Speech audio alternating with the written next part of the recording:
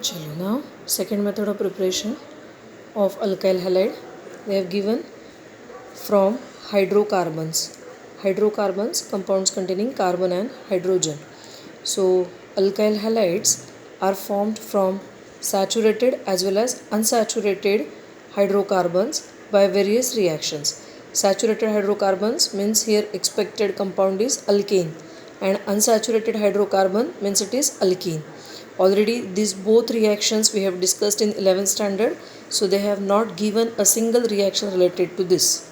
Okay, but it is expected that you must know these reactions. So first they have given preparation of alkyl halide by using alkanes, that is halogenation of alkanes, and they said that it is not suitable for preparation of alkyl halide. Why? Because we get mixture of mono and polyhalogen compounds. Okay, for example CH4, it reacts with Cl2 in presence of UV light, we get CH3Cl, again it reacts with Cl2 and one more hydrogen is replaced by Cl, again replaceable hydrogen is there, so it reacts with one more CHCl2 molecule to form chloroform, this reacts with Cl2 to form CCl4. Now reaction stops when there is no hydrogen to replace, so along with alkyl halide we get di, tri and polyhalogen compounds. So this method is not suitable for preparation of alkyl halide because we have to separate this substance from this mixture. So this method is not convenient. Next method they have given, that is by using alkenes. So hydrogen halide to alkene, addition of hydrogen halide to alkene. We have studied this last year. HX plus carbon carbon double bond. In this we discussed three conditions: symmetrical alkene plus NeHX, unsymmetrical alkene plus NeHX, unsymmetrical alkene plus HBr in presence of peroxide. Okay, so they have given here, refer the standard 11 chemistry textbook. They have not given a single reaction and said refer this point of 11th standard. Okay, so order of reactivity of HX. We know that HI is more reactive than HBr than HCl. Easy to break HI bond. So HI is highly reactive. Second one is Markovnikov's rule. Means if alkene is unsymmetrical, the negative part of reagent goes to carbon having less number of hydrogen atoms.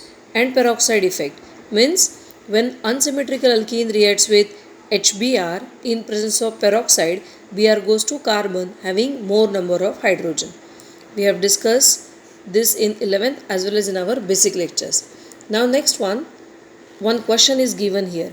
How will you obtain 1-bromo 1-methyl cyclohexane from alkene? Means they have given us product, and which is the starting compound to prepare this product is the question. Means we have to find reactant. See, the product is 1-bromo 1-methyl cyclohexane. This is hexagonal ring cyclohexane. At carbon number 1 there is Br and CH3. So it is 1-bromo 1-methyl cyclohexane. Now we have to prepare it by using alkene. Means alkene should not have this Br and H. Means from this compound if we remove HBr, then we will get required starting substance. So how to remove HBr? There are different possibilities to remove HBr. See, this Br is attached to this central carbon, tertiary carbon. It has three neighbor carbons. One is this CH2, second is this CH2, and third one is this CH3. This CH2 and this CH2 both are identical, equivalent. So we can remove H of any of these two CH2. Suppose we have removed hydrogen of this and Br of this carbon. This HBr is removed. So double bond is formed between these two carbons. So we get that starting substance as this alkene, methyl cyclohexene. And another possibility, what is it? Remove hydrogen of this CH3. CH3 and this carbon, these are also adjacent carbon. So one hydrogen of this CH3 and Br of this adjacent carbon are removed as HBr. So double bond is formed between this carbon and this carbon. So we get double bond between these two. So these two alkenes, when react with HBr, we get 1-bromo 1-methyl cyclohexane. Okay, this is second method of preparation of alkyl halide. They have given here one note, that is addition of halogen across carbon-carbon double bond of alkene in presence of CCl4 and at higher temperature. These are two conditions. Alkene and halogen is same, only reaction condition is changed. If we take reaction condition as CCl4, then we get vicinal dihalide, means that X2 is added across carbon-carbon double bond and we get vicinal dihalide. I have written here one example. Say it is CH3, CH double bond CH2, propene reacts with Cl2 at room temperature in presence of CCl4 at room temperature. See, it is mentioned here. No heat at room temperature. So addition takes place across this double bond and we get vicinal dihalide. Vicinal means two halogens are present on adjacent carbons. What if we heat this mixture and we don't use inert solvent? See, then what do we get?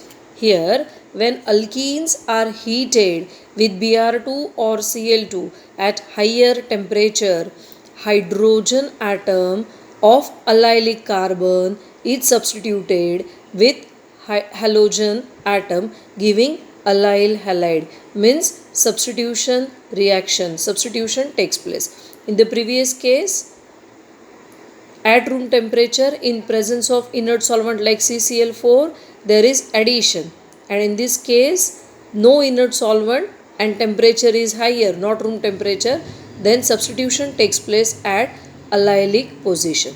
Next one, third method of preparation, that is halogen exchange. Already we have discussed this reaction, nothing is new in this. One alkyl halide is converted into another alkyl halide. Alkyl halide starting substance is taken are either alkyl chloride or bromide, and it is converted into alkyl iodide and fluoride. So alkyl chloride reacts with NaI in presence of acetone to form alkyl iodide and NaCl. What's the role of acetone? To separate NaCl. NaCl, it is precipitated in acetone. It is not soluble in acetone. So separation of these two substances is easy, and we call this reaction as Finkelstein reaction. Conversion of chloride bromide to iodide is Finkelstein reaction. And now next reaction, that is conversion of chloride or bromide to fluoride, is called as Swartz reaction. So alkyl halide react with silver fluoride to form Rf plus AgCl. Silver have affinity for halogen, so we get precipitate. In our qualitative analysis also, you have studied this, you have performed this experiment in the laboratory. Ag and halogen, they are sparingly soluble in water or they are insoluble in water, so it is precipitated as AgCl. So again separation is easy. This reaction is Swartz reaction. So that's all preparation of alkyl halides. Now different types of reactions of alkyl halides.